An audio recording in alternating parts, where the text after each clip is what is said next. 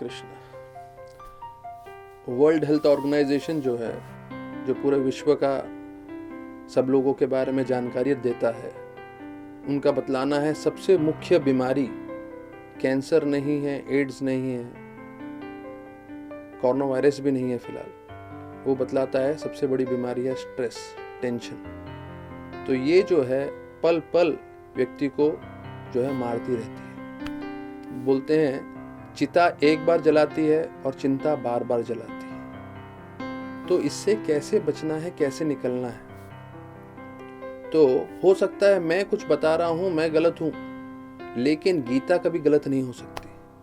तो गीता में वर्णन किया है कि भाई ये जो स्तर है जिसमें हम परेशानी और तकलीफ में जूझते हैं, उससे ऊपर का स्तर है शांति का, उससे ऊपर है खुशी का, और सबसे ऊपर है परमानंद। तो भक्ति एक ऐसा मार्ग है जिससे आप संतुष्टि प्राप्त करेंगे, खुशी प्राप्त करेंगे और परमानंद की प्राप्ति होगी, जिसे ब्लिस या एक्सटेसी भी बोलते हैं। तो भगवान गीता के 10वें अध्याय के 9वें श्लोक में बोलते हैं, मच्चिता मत कथा प्राणार बोधयन्तश्च परस्परम कथयन्तश्च माम नित्यम तुष्यन्ति च रमन्ति च।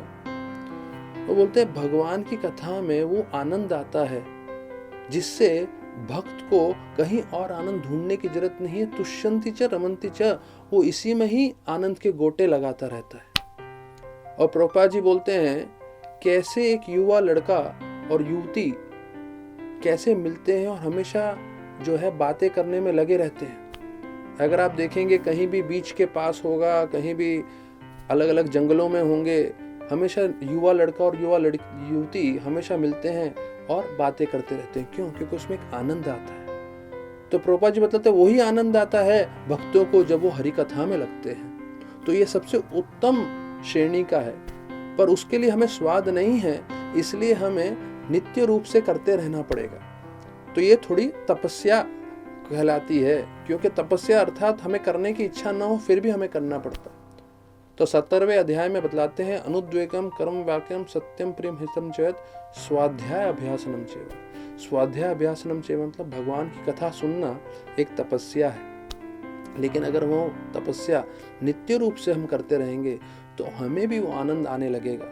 वो आनंद इतना बढ़ेगा जो बताया जाता है शुरुआत में तो हमें भक्ति का आनंद प्राप्त होगा, लेकिन हम इसको जीवन पर्यंत करते रहेंगे तो इस आनंद की सीमा इतनी ऊंची है कि ये सीधा आपको भगवत धाम का आनंद यहीं आपको दे सकता है। यही चीज जो है 18वें अध्याय में संजय भी बोलते हैं, राजन शमशित्य शमशित्य संवादमिदम अद्भुतम केशव अर्जुनो पुण्यो हर्ष्यामि च मुहुर्मुहुः।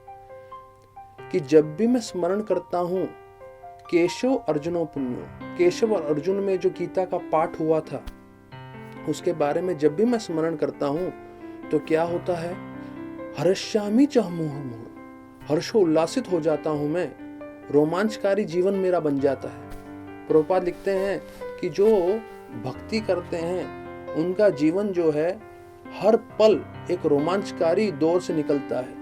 He enjoys life with a thrill, not for some time but at every moment। हर पल जो है भक्त के जीवन में उत्साह बना रहता है। क्यों? क्योंकि वो भगवान का नाम ले रहा है, भगवान का प्रचार कर रहा है, लोगों को भगवान के बारे में जानकारी देके भगवान के साथ लोगों को संबंध बढ़ा रहा है। एक चाइना के व्यक्ति ने बताया है, अगर आपको 1 घंटे के लिए खुश रहना है तो आप सो जाइए 1 घंटे के लिए। अगर आपको 1 दिन के लिए खुश होना है तो 1 दिन कहीं छुट्टी पे चले जाइए, पिकनिक पे। अगर आपको 1 हफ्ते के लिए आनंद प्राप्त करना है तो आउट ऑफ स्टेशन चले जाइए 1 हफ्ते के लिए, तब आपको 1 हफ्ते का आनंद मिलेगा। अगर आपको 1 महीने का आनंद प्राप्त करना है तो विवाह कर लीजिए। 1 साल का आनंद चाहिए तो अपने पिताजी या अपने पूर्वजों का जो जायदाद है वो प्राप्त कर लीजिए। और बोलते हैं पूरा जीवन अगर आपको आनंद प्राप्त करना है तो जो आप कार्य करते हैं उस कार्य से प्रेम करिए। तो भक्तों का यह कहना है कि जीवन पर्यंत आप भक्ति करें और भक्ति में आनंद आप लें, तो ये जो परमानंद सबसे ऊंचा आनंद है उसको स्वाद आप भोग सकते हैं। और उसका स्वाद भोगने के कारण फिर आपको भौतिक की कोई भी चीजों के प्रति आकर्षण नहीं रहेगा। बहुत बहुत धन्यवाद। हरे कृष्ण। ऐसे ही और भक्तिमय कार्यक्रमों के लिए देखिए हरे कृष्णा टेलीविजन। इसे प्राप्त करने के लिए आप अपने केबल अथवा DTH ऑपरेटर से संपर्क करें तथा और अधिक जानकारी के लिए आज ही डायल करें 8767 845 845।